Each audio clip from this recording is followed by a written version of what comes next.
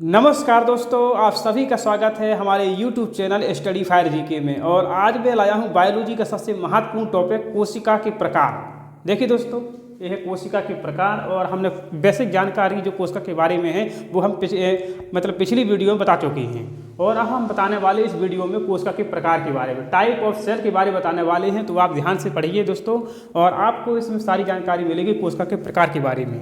और दोस्तों, कोशिका के प्रकार के बारे में हर एग्जाम में पूछा जाता है, वो चाहे कोई भी एग्जाम हो, चाहे एसएससी का एग्जाम हो, चाहे रेलवे का एग्जाम हो, हर एग्जाम में यहाँ से क्वेश्चन बनते हैं। तो चलिए दोस्तों, इस वीडियो के माध्यम से हम जानते हैं कोशिका के प्रकार के बारे में। दोस्तों, कोशिका के दो टाइप होते हैं, दो प्रकार होते हैं, टाइप ऑफ टू सेल, जैसे कि प्रोकैरियोटिक सेल और यूकैरियोटिक सेल। कोशिका दो भागों में डिवाइड है, प्रोकैरियोटिक सेल और यूकैरियोटिक सेल में। चलिए दोस्तों, हम जान लेते हैं प्रोकैरियोटिक सेल के बारे में।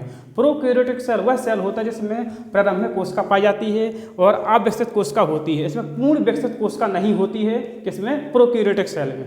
और इसमें केंद्रक नहीं पाया जाता है और इसमें हिस्टोन प्रोटीन नहीं होता है, जिसकी वजह से जो क्रोमेटिन जो धागेनुमा संरचना होती है वो इसमें नहीं होती है। किसकी वजह से? हिस्टोन प्रोटीन की वजह से। और इसमें जान लेते हैं, इसमें सिर्फ केवल जो होता है वो केवल मुख्य अंग बन पाता है, बाकी जो झिल्ली का जो आवरण होता है, जो मेम्ब्रेन होती है, वो नहीं बन पाती है। सिर्फ इसमें केवल मुख्य अंग बनता है और अविकसित कोशिका होती है।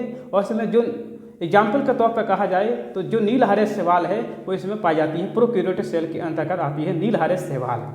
और इसमें छोटे मोटे जो बैक्टीरिया हैं, वायरस है और प्रोटोजोआ वगैरह है, ये इसके अंतर्गत आती है, प्रोकैरियोटिक सेल के अंतर्गत। तो दोस्तों, हमने आपको बता दिया प्रोकैरियोटिक सेल के बारे में। अब बताने वाले हैं हम यूकैरियोटिक सेल के बारे में। यूकैरियोटिक सेल वह होता है जिसमें पूर्ण विकसित कोशिका होती है।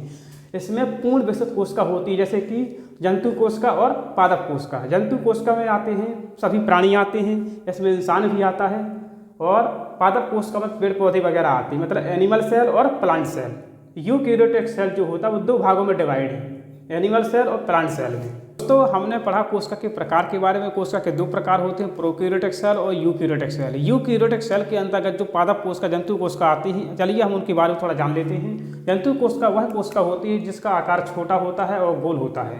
दोस्तों, पादप कोशिका का आकार बड़ा होता है और जंतु कोशिका में जो वैक्यूल्स होता है वो छोटा होता है और पादप कोशिका में जो वैक्यूल्स होता है वो बड़ा होता है। इस तरीके से ये अंतर है। दोस्तों, जंतु कोशिका में सीलिया फ्लैजेला पाए जाते हैं और पादप कोशिका में सीलिया फ्लैजेला अनुपस्थित होते हैं। इसकी जगह सीलिया फ्लैजेला की जगह पर सेल वॉल होता है, कोशिका भित्ति पाई जाती है पादप कोशिका में।